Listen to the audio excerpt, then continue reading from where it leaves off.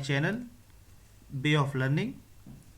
हम आगामी SSC GD परीक्षा को ध्यान में रखकर आपके लिए 15-15 previous years question subject wise लाने का प्रयास कर रहे हैं। जैसा कि आपको पता होगा कि एसएससी अपनी सभी परीक्षाओं में अपने क्वेश्चन को रिपीट करता है। इस बात को ध्यान में रखकर हमने यह सीरीज आपके लिए तैयार की है।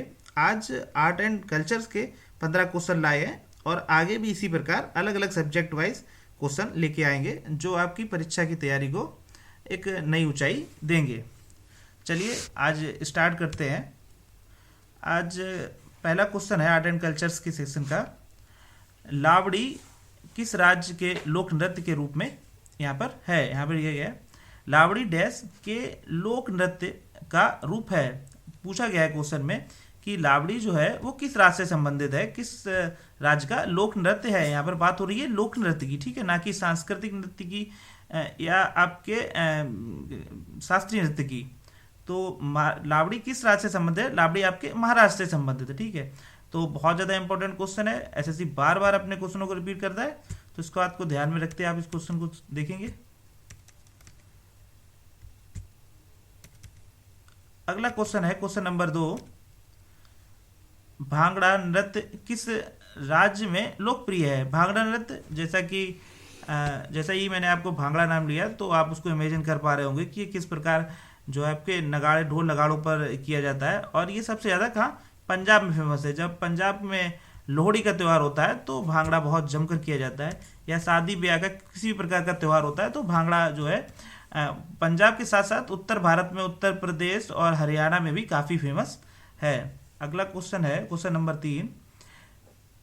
निम्नलिखित में से कौन शास्त्रीय नृत्य नहीं है? तो बहुत अच्छा इंपॉर्टेंट क्वेश्चन है, बहुत ही अच्छा क्वेश्चन है। अगर आप इसको ध्यान से नहीं पढ़ेंगे तो गारंटी यही क्वेश्चन गलत हो जाएगा। यहाँ पर लिखा है कि निम्न में से कौन सा शास्त्रीय नृत्य नहीं है। बात यहाँ पर शास्त्रीय नृत्य की हो रही है। जो चारों ऑप्शन दिए गए हैं, कालबेलिया, कथकली, ओडिसी और कथक, ये चारों के चारों नृत्य तो हैं, पर हमें इसमें से ये बताना है कि कौन सा शास्त्रीय नृत्य नहीं है। अगर आप शास्त्रीय नृत्य की बात करेंगे तो इसमें से कालबेलिया जो है शास्त्रीय नृत्य नहीं है, क्योंकि कालबेलिया जो है वो राजस्थान से संबंधित है और ये एक लोक नृत्य है। लोक नृत्य यानी कि एक जनजाति समुदाय है राजस्थान का, वो इस नृत्य को करता है। अगले क्वेश्चन की तरफ चलते हैं। अगला क्वेश्चन है कोद डैश केंद्र शासित प्रदेश से नृत्य का एक रूप है। तो यहाँ पर क्वेश्चन को थोड़ा उन्होंने इजी बना दिया है कि यहाँ पर बात केंद्र शासित प्रदेश की हो रही है। तो इन चारों ऑप्शनों में से जो है आपका केंद्र शासित प्रदेश सिर्फ कौन सा है? जम्मू कश्मीर। बाकी तीन के तीनों आपके स्टेट्स हैं, गुजरात, पश्चिम बंगाल और केरल। अगले क्वेश्चन की तरफ चलते हैं। Question number 5। क्वेश्चन नंबर 5 है डैश सूफी भक्ति संगीत का एक रूप है जो भारतीय उपमहाद्वीप से उत्पन्न हुआ था। कव्वाली, तीज गीत, बसंत गीत या कजरी। तो इसका सही जवाब होगा आपका, सही जवाब क्या होगा आपका? सही जवाब होगा आपका कव्वाली। कव्वाली क्या है? Qawwali is the right answer, क्योंकि जो कव्वाली है वो भारतीय उपमहाद्वीप में उत्पन्न हुआ। पाकिस्तान, भारत और बांग्लादेश में ये बहुत ही फेमस है और बहुत ही प्रसिद्ध गायक इसके जो है भारतीय उपमहाद्वीप में हैं। Question number 5। कीसावदी डैश राज्य के लोक नृत्य के रूप में किसमें जिसमें केवल पुरुष भाग लेते हैं। तो यहाँ पर किस नृत्य की बात हो रही है कि यहाँ पर आपकी बात हो रही है कीसावदी नृत्य की। कौन से नृत्य की बात हो रही है? कीसावदी। कीसावदी आपके उड़ीसा से संबंधित है और कीसावदी होती है वो कोसली गीत। कौन से? कोसली गीत से जो जब गाया जाता है तब इसको परफॉर्म किया जाता है। और इसके साथ ही इसमें हर छंद में हैदो हैदो चिल्लाते हैं। जो सामूहिक रूप से लोग करते हैं तो उसमें जो भी छंद का किनारा आता है तो वहाँ पे हैदो हैदो चिल्लाते हैं।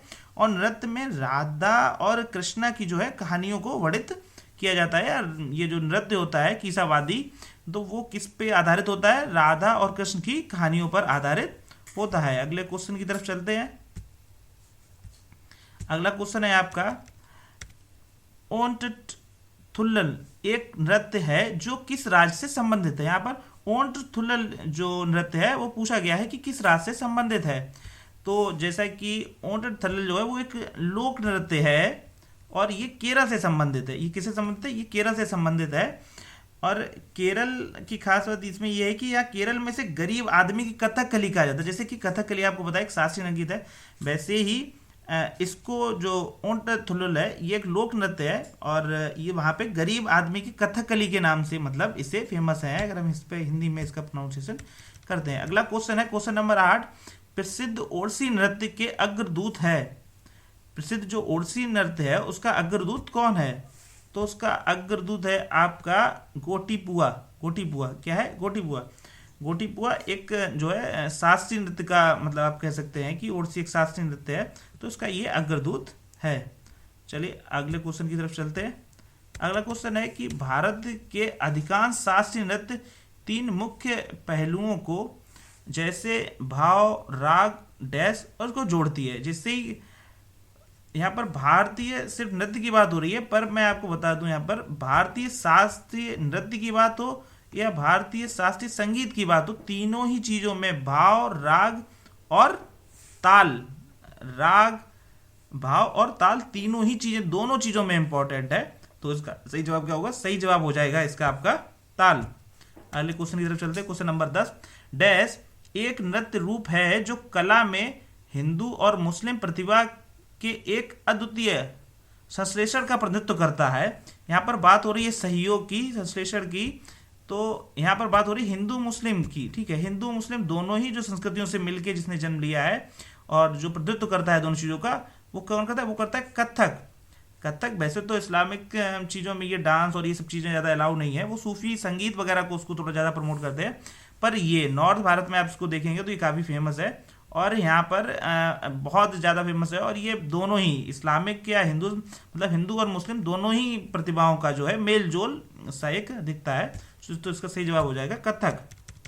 क्वेश्चन नंबर 11, भारत के किस राज्य में डब्बू छपाई का अभ्यास किया जाता है जिसमें कपड़े में मिट्टी का नाजुक स्वरूप में लगाना और फिर डाई में डुबाना शामिल है? तो ये किस राज्य से संबंधित है? ये अगर आप देखेंगे इसको सही से तो ये राजस्थान से संबंधित है। कहाँ से संबंधित है? ये राजस्थान से संबंधित है और ये हैंड ब्लॉक छपाई तकनीक है जो आजकल तो थोड़े बहुत लुप्त होती जा रही है और इसकी उत्पत्ति लगभग 675 ईस्वी में हुई थी। वर्तमान में आप चित्तौड़गढ़ जिले के आप अकोला गांव में अगर देखेंगे तो ये आपको वहाँ पर मिल जाएगी। वैसे तो आजकल ये लुप्त हो रही है, पर आपको राजस्थान में आपको ये जो है चित्तौड़गढ़ के अकोला गांव में मिल जाएगी। और इसकी स्टार्टिंग कब हुई थी? इसकी स्टार्टिंग हुई थी 675 कब हुई थी? 675 मतलब 675 ईस्वी में। तो आप थोड़ा इसकी तरफ ध्यान देंगे क्योंकि ये थोड़ा करंट अफेयर्स में भी था, तो इसलिए ये क्वेश्चन आने की संभावना बन सकती है। अशोक के शिलालेख संस्करणों में किस लिपि के सबसे अच्छे उदाहरण मिलते हैं? तो किस लिपि के अच्छे उदाहरण मिलते हैं? खरोष्टी, ब्राह्मी, किस लिपि के? तो खरोष्टी और ब्राह्मी दोनों के मिलते हैं, पर ब्राह्मी के ज़्यादा मिलते हैं। और सबसे पहले एक क्वेश्चन और आता है एसएससी में पूछा गया बार बार कि अशोक के शिलालेखों को सबसे पहली बार किसने पढ़ा था? तो अशोक के शिलालेखों को सबसे पहली बार जेम्स प्रिंसेस ने पढ़ा था। किसने पढ़ा था? जेम्स प्रिंसेस ने। इसको तो इसका सही जवाब हो जाएगा ब्राह्मी लिपि। अगले क्वेश्चन की तरफ चलते हैं। अगला क्वेश्चन है आपका, कोणार्क सूर्य मंदिर कहाँ स्थित है? कोणार्क का सूर्य मंदिर कहाँ स्थित है? अब यहाँ बात कोणार्क की हो रही, तो कोणार्क अपने आप में एक जगह है और ये जगह कहाँ पे? ये जगह है आपकी उड़ीसा में। और कोणार्क का सूर्य मंदिर कहाँ स्थित है? तो ये इसका सही आंसर क्या हो जाएगा? उड़ीसा में।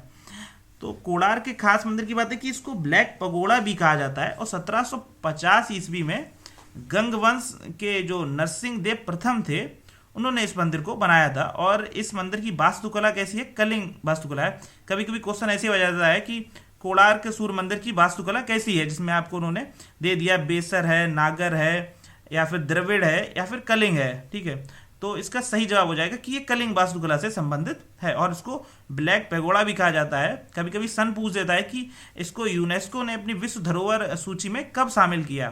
तो 1984 में इसे जो है विश्व धरोहर सूची में शामिल किया है।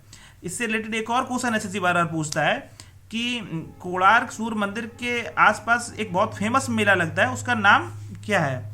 तो उस मेले का नाम है चंद्रभागा। जो है चंद्रभागा मेला जो है वो फरवरी महीने में लगता है आपके कोणार्क मंदिर के आसपास के क्षेत्र में।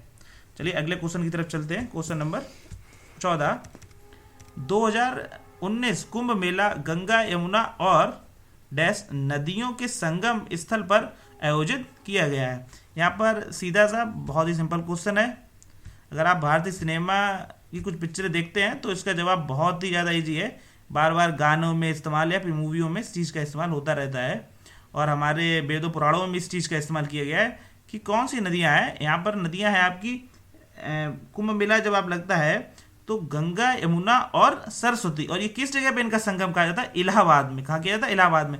2019 में आपके इलाहाबाद में हुआ था, और 2022 में आपका कुंभ कहाँ लगेगा?